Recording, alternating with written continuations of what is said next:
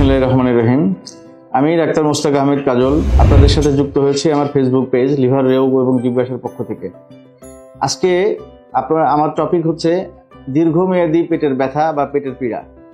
এর মধ্যে অনেকগুলি আছে, কিছু মানুষ আছে যাদের শুধুমাত্র পেটের ব্যথা হয়, এদের সাথে পায়খানা বা মলের কোনো সম্পর্ক নাই। কিছু আছে যে যাদের পেটের ব্যথা হয়, পেটের ব্যথার সাথে খাবারে অনীহা থাকে, বমির ভাব থাকে এবং তাদের পায়খানা অনিয়মিত বা মল অনিয়মিত হয়। তো এদের কোনটির সাথে লিভারের সম্পর্ক আছে এবং কোনগুলোর সাথে লিভারের অসুখের সম্পর্ক নাই, এটি মূলত জানানোর জন্য। যাদের পেটের ব্যথা 3 মাসের বেশি স্থায়ী হবে তারা অবশ্যই একজন চিকিৎসকের শরণাপন্ন হবেন। এক্ষেত্রে প্রথমেই যে আপনাকে লিভার বিশেষজ্ঞের কাছে আসতে হবে এরকম না। আপনি মেডিসিন বিশেষজ্ঞ চিকিৎসকের দেখাইতে পারেন, গ্যাস্ট্রোএন্টারোলজিস্টকে দেখাইতে পারেন যদি আপনার ব্যথা বা পেটের সমস্যা 3 মাসের বেশি হয়।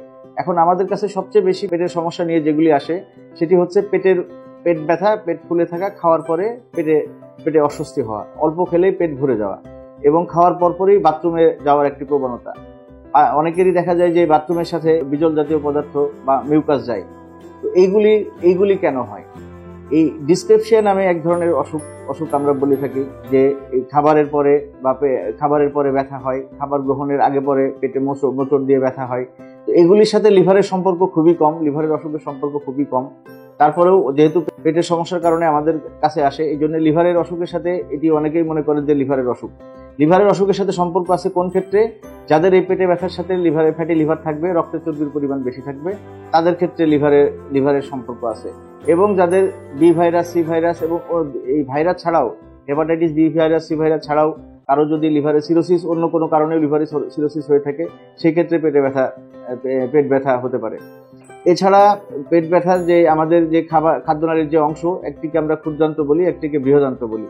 এই ক্ষুদ্রান্ত এবং বৃহদান্ত যে খাদ্যনালীর যে দুটি অংশ আছে, এই দুটি অংশের অনেক ক্ষেত্রে অনেকগুলো অসুখের কারণে এগুলো হয়। সেগুলি একেবারে বিস্তারিত বিশেষজ্ঞ চিকিৎসকের আলাপের ব্যাপার। প্রধানত আপনারা পেটে ব্যথা হলে কি বুঝবেন বা কি করবেন সেটি জানানোর জন্য আজকে আমি বলি আপনাদেরকে।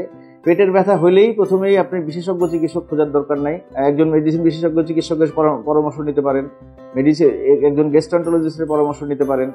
যদি তিনি মনে করেন আপনার কিছু পরীক্ষা নিরীক্ষা, রক্তের কিছু পরীক্ষা, অনেক সময় আলট্রাসোনোগ্রাম করি, অনেক সময় আমরা এন্ডোস্কোপির মাধ্যমে খাদ্যনালীটি দেখি, এইগুলি পরীক্ষার মাধ্যমে সেগুলো নিশ্চিত হওয়া যায়। এরপরেও যদি প্রয়োজন হয় কোলোনোস্কোপি পরীক্ষা আছে, সেগুলো দিয়ে হয়। আরেকটি বড় পেটের ব্যথার আরেকটি বড় কারণ হচ্ছে সেটা হচ্ছে পায়খানার রাস্তা দিয়ে রক্ত যাওয়া। কারো অনেকে দেখা যায় যে পায়খানার রাস্তা দিয়ে পায়খানার সময় ব্যথা করে, পায়খানার রাস্তা দিয়ে রক্ত যায়। তো এই ক্ষেত্রে অবশ্যই আমার পরামর্শ একজন গ্যাস্ট্রোএন্টারোলজিস্ট বা হেপাটোলজিস্ট এদের পরামর্শ নেবেন।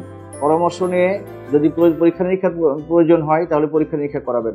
কারণ খাদ্যনালীর বিভিন্ন ক্যান্সার আছে, সেই ক্যান্সারগুলিরও এরকমই কিছু উপসর্গ থাকে, প্রাথমিকভাবে একই উপসর্গ থাকে। আপনার যে অন্য কোনো বড় ধরনের কোনো অসুখ হয় নাই বা খাদ্যনালীতে ক্যান্সার বা টিউমার এগুলি হয় নাই, সেগুলিকে নিশ্চিত করার জন্য আমাদের পরীক্ষাগুলি করতে হবে। যেমন আমরা যদি খাদ্যনালীর উপরের অংশে পেটের ব্যথার কথা চিন্তা করি তাহলে এন্ডোস্কোপি, যদি নিচের দিকের চিন্তা করি বা যদি কারো রক্ত যায় বা মিউকাস যায় সেটা চিন্তা করি তাহলে কোলোনোস্কোপি। এই ধরনের বিভিন্ন পরীক্ষার মাধ্যমে এটা নিশ্চিত হতে হবে। প্রাথমিকভাবে কারো ব্যথা, বমির ভাব, পেট ফোলা, পেট ভারী হয়ে থাকা, খাবার হজম না হওয়া, এই উপসর্গগুলি যদি 3 মাসের বেশি স্থায়ী হয় অবশ্যই আপনাকে একজন চিকিৎসকের পরামর্শ নিতে হবে।